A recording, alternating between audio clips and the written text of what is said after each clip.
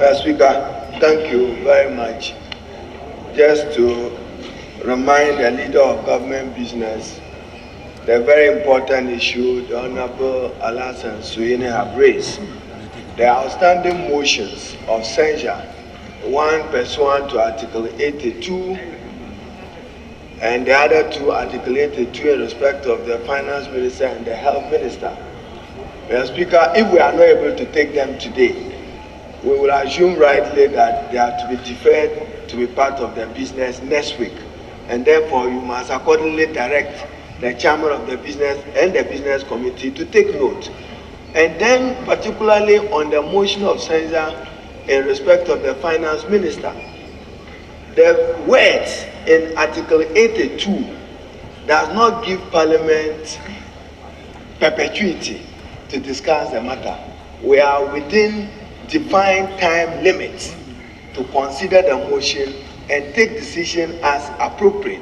So whatever committee has been set up, we need to bring closure to it. I'm aware that it may be an exercise in failure if I don't get the cooperation of the majority, because they are now backtracking, Mr. Speaker. Those courageous 98 gallant MPs, okay, majority MPs, as our co-leader at this press conference, if they cooperate, Mr. Speaker, we will be very successful in getting a new Minister for Finance for Ghana and exiting Ofori-Atta.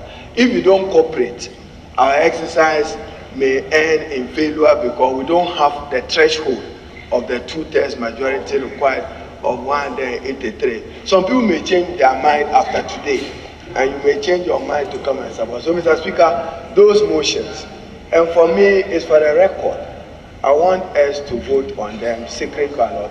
Then my side gets registered where we stood in the course of history and time when this country was subjected to unacceptable hardship. Then, leader, I said we needed the Minister for Interior and Defense and Lands and Forestry to come and brief us on the state of the failing Galamsey fight and the continuous harm and destruction they are doing to our water bodies. Every other time I've raised this, I don't seem to be getting it. Parliament will soon rise if we focus on the budget.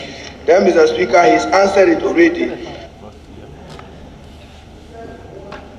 Mr. Speaker, when we get to approval of budget estimates and ministers don't appear in person by themselves, we will not support the approval of the budgetary allocations to those ministers. We will not do it.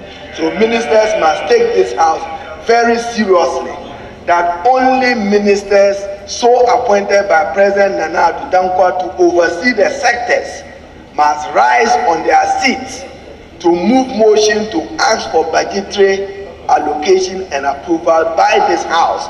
Failure to do so, leader, you are assured that we will stand down a number of those motions. I've asked the Committee on Health, Akando, if you come minus Agenda 111, accountability on health, to this floor, your health budget will suffer.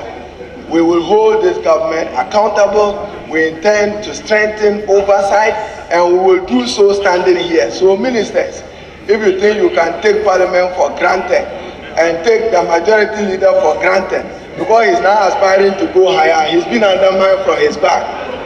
Mr. Speaker, so ministers, Mr. Speaker, when we get there, Mr. Speaker, we will indulge you.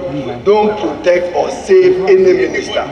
If you are not interested in money to work, we'll help you to sit home. So if ministers don't appear in person to move motions for the budgetary allocation, they should expect the fiercest of resistance from the side of the House. Mr. Speaker, with that, but if they are